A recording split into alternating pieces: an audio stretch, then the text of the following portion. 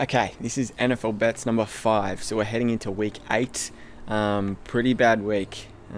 So I'll quickly review, obviously, the underdog and the book at multi, and then look into this week 8 slate. So firstly, the underdog multi had 1 unit on that to win 7. Now this was a 4-legger. We had Pitt money line, Green Bay money line, and then I combined the Seattle money line with over 51.5 points as a same game multi. So Pittsburgh were able to get it done. They showed up. They're now the only remaining undefeated team. So they were too strong for Tennessee in the end. Then Green Bay, that was pretty comfortable over the Texans.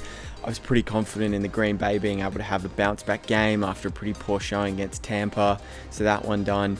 Then the Seattle-Arizona wild Sunday night game. So I was really banking. Look, it wasn't a surprise to me that the fact that the game was crazy. Every Seattle game is wild, unpredictable. But I was just banking on Russ being able to get it done. And surprisingly, even though the game went to OT, the Arizona defense was able to really get to Wilson and pressure him, and then they ended up hitting that field goal in the end. So the over was a pretty comfortable hit for the most part. It was just a pick-em between Seattle and Arizona, and unfortunately we missed that one. So the one leg there was the killer out of the 4 total. And for the book at multi, that was a miss as well. It was meant to be a simple 2-legger. 2 units to win back 5 units. Atlanta money line, Buffalo -7 for the first half.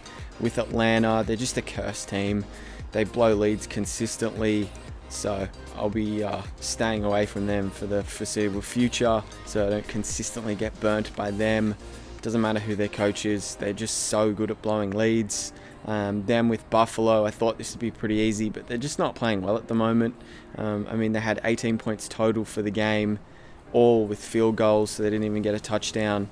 And the first half, they were actually down 4 points to the embarrassingly bad New York Jets. So not good by Buffalo. But funny enough, I've got him in another bet for this week. So we're going back into the well to see if we can come up with some goods. But year to date, so this is entering the 5th week of me doing this. I'm still up 3.5 units. So still positive overall, but we're going to try and get back on track this week with some winners. So the underdog multi for this week, we have 1 unit to win back 5 units. It's 3 legs.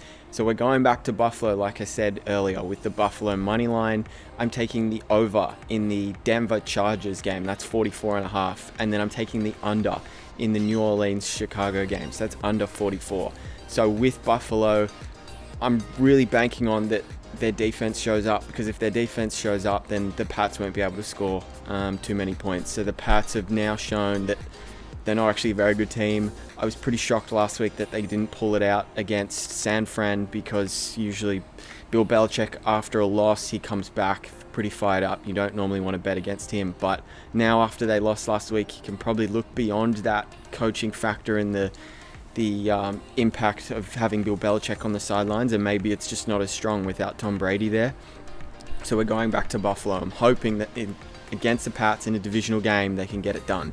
So there's the first leg. Then this Chargers-Denver game. So Herbert is actually a phenomenal quarterback. He is so impressive.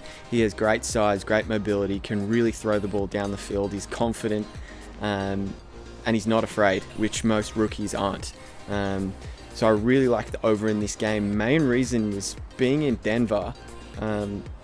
If you saw last week, Kansas City played Denver and it was a snow game. But I looked up the weather, and of course, famous last words, predicting what the weather will be. But it's meant to be 16 degrees Celsius and sunny. So it shouldn't really affect the way the Chargers like to play, the way Herbert likes to play. So I think the over 44.5 there should be a pretty comfortable hit. Then finally, this New Orleans-Chicago game. So New Orleans is the first time they're playing in the outside, not in a dome this season. And the Chicago Bears don't have any offense. So they really struggled, against the Rams, who, look, they do have a good defense, but it's in a dome. You have Nick Foles, and they barely will. They were lucky to put up 10 points, if not for the defense, obviously, getting that touchdown off the strip. They wouldn't have scored more than a field goal. So I like the under in that. So again, 1 unit to win back 5 units. That's your underdog multi for this week. So the book up multi, again, keeping it simple, just 2 legs. Carolina money line, Green Bay money line. So putting up 3 units to win back 4.5 units for that one. With Carolina, well-coached team, play hard on both sides of the ball. I like Teddy Bridgewater. They're at home as well. So they're playing the Falcons. Atlanta burnt me last week, so I'm really hoping Carolina not only beat Atlanta, but they destroy them as a bit of payback and punishment for letting me down last week. McCaffrey could be back, but even if he's not, I'm still pretty confident in that Panthers roster to be able to get it done. Then Green Bay money line. They proved last week with a pretty easy win over the Texans that, that Tampa game is something you could probably forget about, and it's just an outlier. They're playing against the Vikings at home, so the Vikings, they rely heavily on Dalvin Cook. If Dalvin Cook goes berserk and Green Bay struggles to stop him, they'll just have to win in a shootout, and if that's the case, I back Aaron Rodgers over Kirk Cousins as anyone would to be able to get that one done. So again, 3 units to win back 4.5 units. So best of luck this week. Very confident in my bets, as always, and we'll be back to review it next week.